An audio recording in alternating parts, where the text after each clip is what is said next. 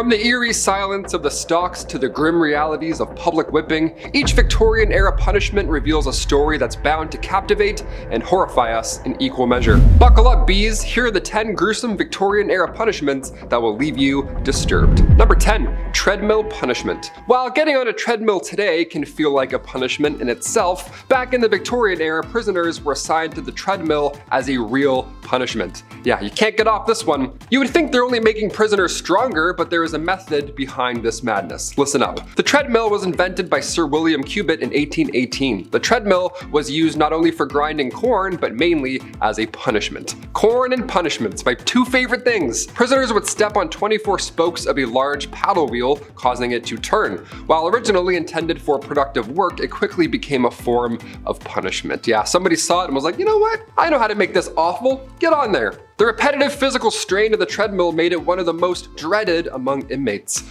Just thinking about a treadmill right now is making my legs shake. Let's move on. Number 9. Amelia Dyer. During the Victorian era, rapid industrialization led to urban expansion, bringing with it increased disease, poverty, and unemployment. All those fun things that make a city. By 1856, the force had expanded to include inspectors tasked with investigating serious crimes. One notable event occurred in 1896 when reading detectives apprehended Amelia Dyer. She was convicted of multiple killings, the worst of the worst, the details of which I can't even say on YouTube or else our channel will get shut down. But the number of lives Amelia Dyer has taken, historians believe that number is around 400. 400, and a lot of them are quite young, by the way. Quite young. If it weren't for the Readingborough police force and that small team of officers, who knows how many more lives would have been lost by the hands of one Amelia Dyer. 8. Transportation. In the 1800s, courts were looking for alternatives to hanging that were harsher than fines but not as brutal as, well, being hanged. Transportation then emerged as a viable punitive option. Initiated in 1717, this practice involved sending convicts away, just sending them away to colonies primarily in Australia at the time, where over 165,000 were transported over 80 years. Now, initially, convicts were housed on decrepit warships with a high mortality rate, of course due to unsanitary conditions, but the majority of those transported were male, ranging from quite young, again, very young, to individuals that were over 80. It could be anyone. These boats were crazy. The journey often included stops in Gibraltar, the West Indies, South America, or the Cape of Good Hope to resupply provisions before reaching various Australian settlements. To which they go, you, get out. Okay, let's do it. Number 7, the crank. Oh, the crank. It sounds easy, but you give it time. Prisoners often endured hard labor such as breaking stones or turning the crank machine, which was a handle that convicts had to turn thousands of times a day, and often for no purpose other than punishment. Yeah, it's like a wheel that'll, not a wheel, it's like a, this is a blooper, me going, it's like a, it's like those old cars where you had to roll the window down manually. It took you like 7.5 minutes. You're like, come on, I'm so hot. There we go, we found it. An example is the case of Oscar Wilde, who was sentenced to 2 years of hard labor for gross indecency. Now, his prison experience, especially the hard labor, drastically affected his health and literary productivity. So far, this one here sounds the worst. At least with the treadmill, you got a little bit stronger over time. There's some sort of payoff. But turning a crank for no reason at all, I mean, maybe your one arm would get jacked, but other than that, you're just gonna destroy your body for no reason at all. What a nightmare. The scold's bridle was a sinister instrument of public humiliation from the Victorian era. Now this one really sucked, I'm not gonna lie. We're gonna start cranking it up here, no pun intended. The device was used to punish unruly women who were accused of nagging or gossiping. Yeah, you talk to your friend, now you got the scold's bridle. Enjoy. The scold's bridle resembled an iron cage almost. The bridle enclosed the head of the accused, while some versions featured a spiked or studded plate that was inserted into the mouth to suppress speech and causing, of course, excruciating pain if the wearer attempted to continue to gossip or talk. They were often paraded through the streets and the victim was subjected to public ridicule and scorn. Yeah, scorn. You ever been scorned before? That sucks. Turning the scold's bridle into a dreadful symbol of enforced silence and societal control over women's voices and opinions. This one looks like a saw trap too. This was pretty brutal. It should have been number 1 if anything. Number 5, solitary confinement. You're grounded.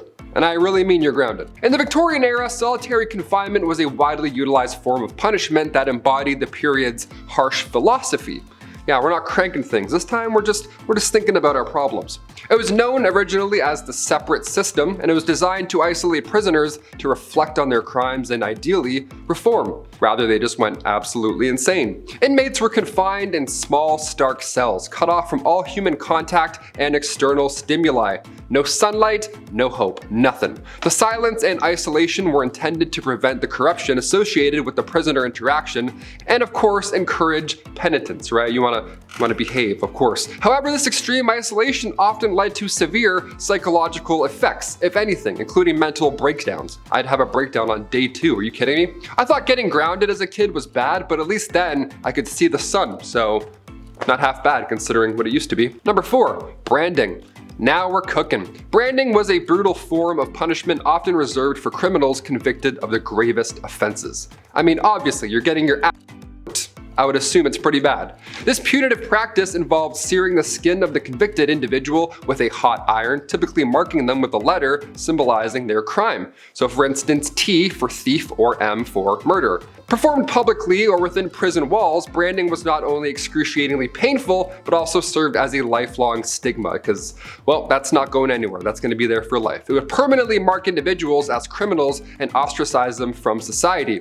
By the mid-19th century, this barbaric practice was thankfully phased out. Imagine if Victorians could see the movie Jackass 2. I wonder what they'd think of Bam Margera getting paid to be branded.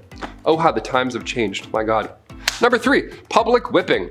Public whipping was sadly a common measure in the Victorian era. It was a harsh and humiliating form of punishment. It was administered with a whip or, if you were really bad, a cat o' nine tails, which was a multi-tailed whip that inflicted severe pain. This punishment was often carried out in public squares to serve as a deterrent to others.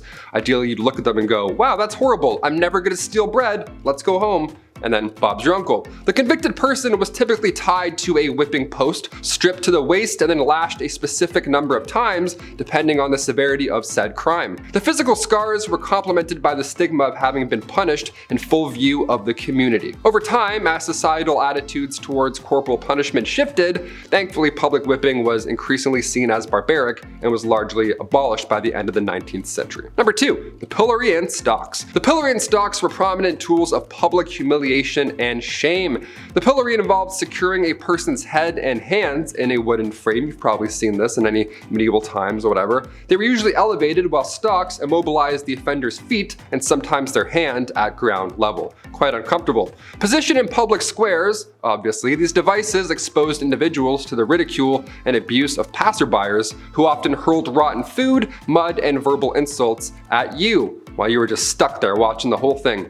POV. Utilized for crimes such as petty theft, slander, and disorderly conduct, these punishments aimed not to only deter the offender, but also serve as a stark warning to the community, as they're hucking mud pies at you, I guess. This one would suck. Everyone waits until your hands are locked up, and now they want to tell you how they feel. What a horrible time. I'd keep track of who's doing it and be like, okay, I'm coming back for you, sir. Number 1, hanging. During the Victorian era, hanging was the ultimate form of capital punishment, reserved for the most serious offenses such as treason and burglary, or of course, just killing another person. That'll probably do it. The execution was a public spectacle intended to deter criminal behavior within the community. Now, typically conducted at public gallows, the condemned person was dropped from a platform to ideally break the neck swiftly, though sometimes death by strangulation occurred, prolonging the suffering. That would be the worst. My long neck, I'd be screwed. That'd be 2 breaks right there. Famous individuals who met their end by hanging include Catherine Wilson, who was suspected of multiple poisonings and then later hanged in 1862, and William Palmer, the notorious Rugeley poisoner, was hanged in 1856. And everyone watched and just ate their lunch like it was UFC. They're like, oh, this is fun to watch, bring the kids, sure, why not? Over time, public executions were moved behind prison walls to quell the spectacle and growing distaste among the populace. I think if I had to pick any of these, I would do the pillory and stocks. Again, I would keep track of every neighbor who was talking shit. Once these unlocked, I'm going right for you. Throwing those mud pies at me, get lost. I've been your host, Taylor McWaters, and we'll see you next time on Bumblebee. Bye.